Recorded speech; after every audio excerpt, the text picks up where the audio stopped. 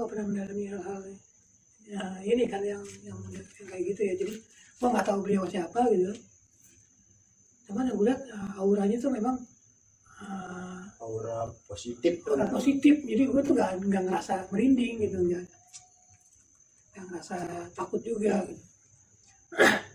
Jadi langsung gue berpikir langsung ke sholat istiqoroh gue itu.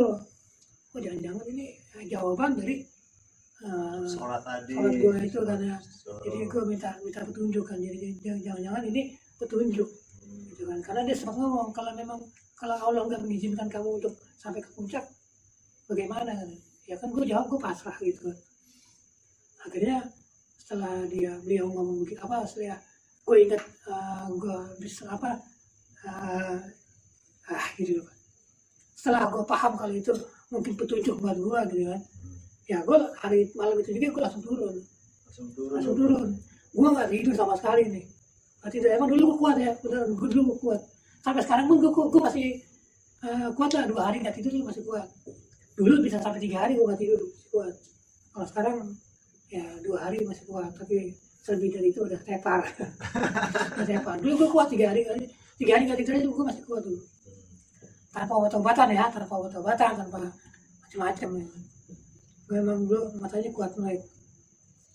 Jadi langsung lah gue turun tanpa pikir panjang. Gue sambil yang di dalam pikiran gue ini, gue pengen nyari itu kayak kakek lagi. Sampai kali pasti turun gue ketemu lagi gitu kan. Jadi gue kayak penasaran kan, setengah bukan lari, cuman jalan gue agak cepat aja gitu kan. Nyusurin sampai di pinggir jurang itu lagi enggak. Gue lihat emang udah nggak ada kan, nggak mungkin juga. Akhirnya udah gue jalan biasa lagi aja. Terus sambil gue terus istiqomah gitu, terus juga gue bertasbih gitu, terus gue nggak putus dari tasbih sampai alhamdulillah sampai di Cidahu, sampai di bawah nih ya, sampai di perkampungan gitu kan. Itu nggak ada hal-hal yang mengganti lagi yang gue alami. Jadi ini sorry ya sebelum ini bukannya gue merasa sombong, merasa gue bener ya, enggak ya. Tapi waktu itu ya, tahun-tahun segitu, tahun 98, 99 itu bisa dibilang itu bukan waktunya, pas waktu gue itu lagi tata ibadah. Itu bener deh, gue lagi tata ibadah. Sholat 5 waktu gue nggak putus. Jangankan 5 wajibnya, sunnahnya pun gue nggak pernah putus gitu. Sholat puasa Senin Kamis gue nggak pernah absen gitu. Gue emang lagi rajin ya waktu itu, emang lagi mencari kebenaran ini ya. Jadi gue pengen tahu nih agama gue ini sebenarnya nih bener bukan sih gitu kan. Jadi gue banyak pelajaran. Pertama tuh gue banyak pelajaran masalah agama. Terus gue belajar masalah aliran Sunni, Syiah atau apa yang aliran ini gitu kan, aliran yang banyak ini. Gue pernah belajar di Darul Arkom, gue pernah belajar di Persis. Gue juga berguru ke banyak ini ya, bukan berguru ilmu ya, dia berguru agama. Gue sampai gue di Istiqlal tuh pernah gue sebulan nggak pulang. Di Istiqlal ini emang? Iya, di Istiqlal Jakarta. Sampai marbotnya dulu, gue lupa nama marbotnya pasti apa itu lupa. Itu tahu nama gue, karena gue juga kadang suka ngebantuin beres-beresin sendal gitu kan. Lagi ini Jumatan rame kalau Jumatan. Pernah jadi panitia kurban katanya? Gue ya kalau panitia gue sendiri pernah.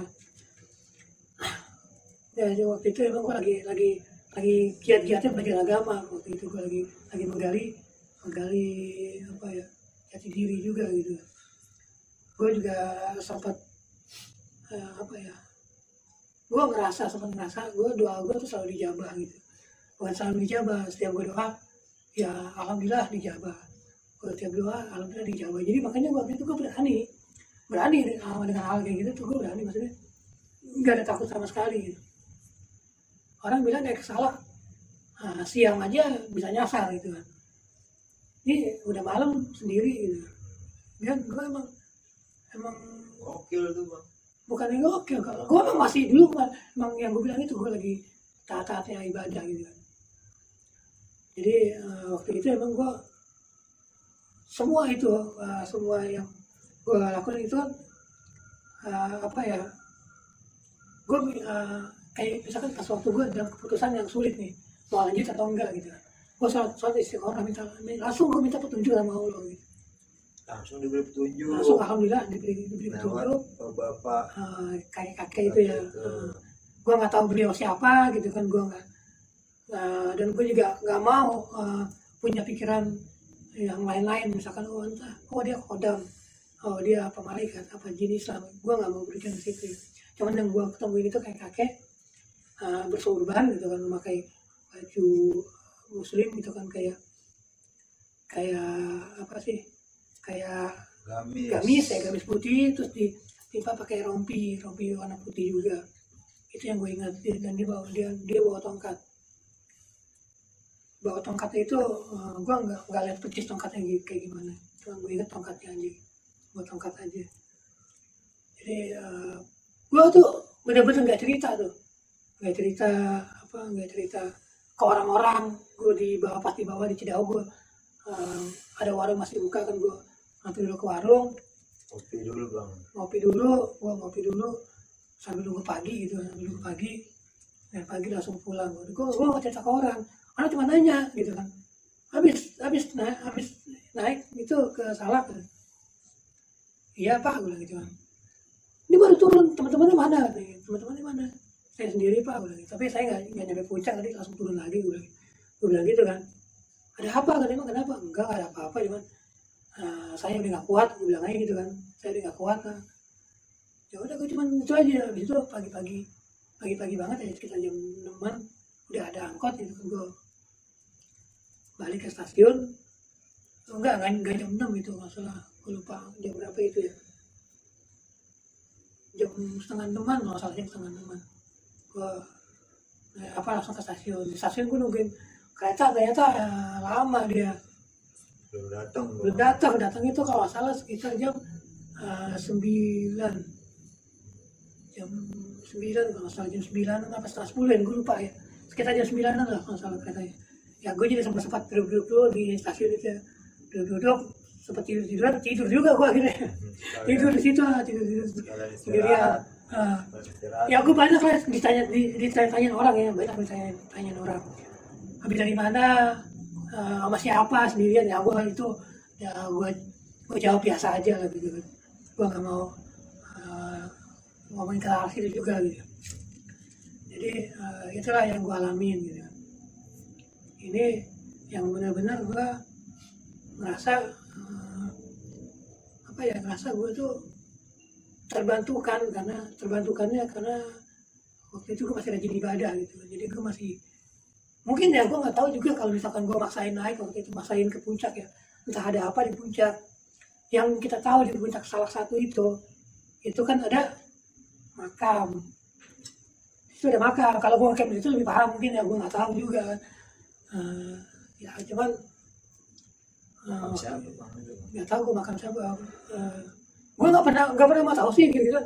Dibilang makam apa, dibilang itu buat tempat orang apa ya, ini sajian segala macam, tempat orang apa sih dulu tuh. Gunung Salak tuh terkenal buat katanya ilmu apa ini, ilmu, tapi gue nggak tahu, bukan yang di makam itu ya, mungkin apa namanya tuh, kayak bukan ngepet istilahnya, pesugihan. Nah, pesugihan monyet kalau salah ya, pesugihan monyet dulu di situ terkenalnya. Dulu tempat orang nyari ilmu pesugihan monyet. Nah itu bener atau enggaknya itu tergantung masing-masing ya. Kalau gue sendiri sih gue nggak percaya, bukannya nggak percaya, gue percaya adanya hal kayak gitu, cuman gue nggak mau meyakini itu doang. Jadi gue anggap itu cuman omongan belaka gitu. Karena kalau gue mau meyakini, otomatis gue juga pengen. Kalau kita meyakini, kita pengen pesugihan dapat duit banyak gitu kan. Nah gue nggak mau meyakini dari hal itu, makanya gue itu alhamdulillah terhindar dari hal yang seperti itu gitu. Musyrik kan. Ya, yang itu gue bilang, gue tuh nggak tahu bertoleransi sama jin tuh begitu. Kalau kita udah kerjasama dengan jin, ya bisa dibilang itu musyrik. Dan gue dosa yang paling gue takut, dan itu dosa yang paling dibenci sama Allah, itu ya musyrik, menduakan Allah. Dan itu yang gue nggak mau. Jadi dosa apapun yang lain pernah gue lakuin gitu, kecuali satu, musyrik. Itulah dosa yang nggak pernah gue mau lakuin. Jadi masih di stasiun belum cerita ketemu itu bang? Enggak, gue nggak cerita. Sengaja nggak bawa. Ya sekarang kalau gue cerita panjang lagi, orang nanya segala macam, nanya itu yang gue tuh malas bisa saja sebenarnya. Gue malas karena gue juga pasti capek juga, dan gue juga nggak mau ngejelasin terangin ke orang yang nggak gue kenal. Maksudnya ya percuma gue ini buat apa juga. Gue nggak, bukan apa ya, bisa dibilang kalau kita cerita wah gue ketemu ini, itu bisa dibilang kita tuh menyombongkan diri nantinya. Dan sifat sombong ini yang gue nggak mau gitu kan. Gue cerita di sini pun bukan untuk menyombongkan diri gue. Oh gue pernah ke salah satu nih malam-malam sendirian dan ketemu ini ketemu itu gitu kan, dan gue berani. Bukan soal itu. Ini maaf ya teman-teman semua ya, bukan soal itu. Yang gue tekankan di sini adalah semua hal-hal gaib itu, biarpun kita meyakini mereka tuh emang ada, biar semenyeramkan apapun gitu kan, semenakutkan apapun, nggak melebihi takutnya gue sama Allah. Gue lebih takut sama Allah daripada takut sama begituan. Oke, gue takut, bener gue takut. Tapi takut gue itu bisa kontrol, dan gue dari rasa takut itu bisa gue beranikan dengan menyebutkan nama Allah ini. Jadi apa ya, teman-teman tuh gak usah takut naik gunung. Wah di gunung itu ada hantunya, ada setannya, ada jinnya, ada apanya, ada genderuwo, ada segala macam. Gak usah takut. Sejujurnya mereka itu gunung itu bukan rumah mereka. Ini gue tekanin lagi, ada yang bilang itu kan rumah mereka, kita harus permisi, kita harus ini. Buat gue itu semua bullshit. Mereka dan kita sama, makhluk ciptaan Allah, dan mereka pun numpang di buminya Allah. Kita sama seperti kita pun numpang di buminya Allah. Bumi itu ciptaan Allah, gunung, lautan semua ciptaan Allah. Kita cuma numpang di sini, gitu. Cuma numpang, sama seperti mereka numpang. Jadi kita nggak perlu takut. Gue pernah ngajarin anak-anak didikku dulu ya. Kalau numpangnya begini gue ajarin. Kalau numpang gak ada gringkar mau ngencing. Kok anak gringkar katanya? Anak gringkar kan kiblatnya ke setan ya. Sorry ya, bukan itu maksudnya dulu kan ya, anak gringkar itu bisa dibilang kayak black metal ya. Satanik lah, bisa dibilang satanik. Bukan biarpun mereka itu enggak semuanya ini kesetan ya, enggak. Ini kan cuma aliran musik aja gitu, aliran musik. Oh, yang ada ritual gitu. Ya. Jadi gue intinya permisinya gitu. Pak ada gringkar mau ngencing. Tapi sebelum gue suruh ngucapin bismillah. Bismillahirrahmanirrahim, baru Pak ada gringkar mau ngencing gitu. Saya beda, Bang. Anak bagong. Anak bagong. Ya lu mau dibilang anak bagong. Anak bagong kan babi dong berarti. Bukan bagong itu. Oh, bukan bagong itu. Ya, temannya Petruk, bagong yang hidungnya gini. Ya kan bagong itu kan, sorry nih ya, Semar Petruk Bagong.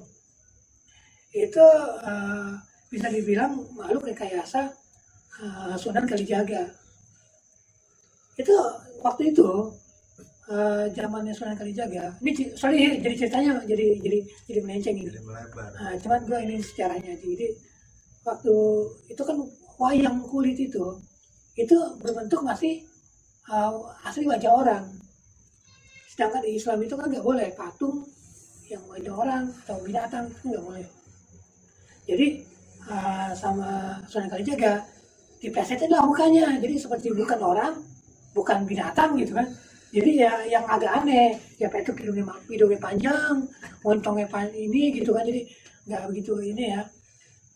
Kayak Bagong hidungnya bulat gitu kan. Itu sebenarnya makhluk, bukan makhluk ya, maksudnya itu pewayangan rekayasa gitu ini. Jadi ya kalau gue sih nggak mau dibilang anak belakang. Jadi kalau gue sih pertama yang gue ajarin gitu, lupa kan gini kan mau kencing, tapi sebelum baca Bismillah. Yang kedua kali gue ngajarin, Mbah, misi Mbah udah kencing. Kalau Mbah kena kencing saya salah sendiri, Mbah kenapa di situ? Mbah minggir dong. Itu yang gue ajarin selalu kanak-kanak. Tapi sebelumnya gue ngajarin selalu baca Bismillah dulu. Dan ini sekali lagi mohon maaf, bukannya gue maksud musik malah begitu. Ini pasti nanti ada banyak yang komen kan. Itu namanya kurang ajar sama malah begituan kan. Ya gue bilang sorry, nggak kurang ajar gue ngancing di mana? Emang dia kelihatan sama gue? Terus tiba-tiba dia ngaku-ngaku dia malah dia kena kencing. Emang gue tahu. Kalau gue tahu di situ nggak mungkin gue kencingin. Logika kan? Bener logikanya. Lah gue aja nggak ngeliat dia bilang dia dikencingin gitu. Dia nggak masuk akal. Kecuali dia kelihatan dia ada di situ ya, gue kencingin di sebelahnya, mungkin cari tempat lain gitu. Dan itulah gue selalu menggunakan logika. Tapi selama ini alhamdulillah no problem gitu, nggak ada masalah apa-apa. Oke, jadi sampai di situ ya teman-teman ya cerita gue kali ini. Ini sekali lagi gue bukan bermaksud untuk menyombongkan diri, sok berani sama hal gitu, enggak. Ini gue mengajarkan kalian semua, mengajarkan pendaki-pendaki yang sekarang ini ya gitu. Jangan terlalu takut dengan hal-hal seperti itu. Takutlah kepada Allah. Itu aja saran gue sih. Jangan merasa lebih takut kepada makhluk gaib dibandingkan takut kepada Allah gitu. Coba dibalik sekarang gitu. Kita lebih takut sama Allah daripada takut sama makhluk begitu. Insya Allah kita pasti berani menghadapi hal seperti itu. Tapi bukannya takut enteng, gue nggak ngajarin ini bukan takut enteng. Karena kita juga bukannya bertoleransi dengan mereka, tapi kita juga menjaga hak-hak mereka juga gitu. Jadi kita juga punya batasan gitu. Mungkin ada yang mau tambahan? Ya mungkin ya kebiasaan lah itu bang. Iya.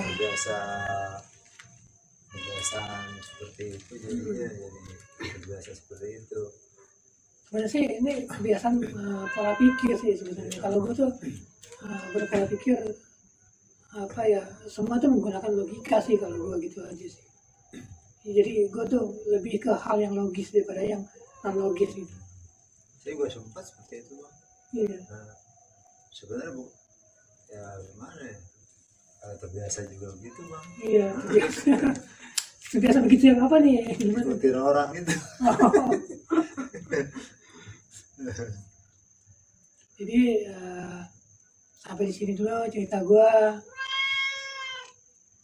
Dulu ada kunci. Sampai di sini dulu cerita gue.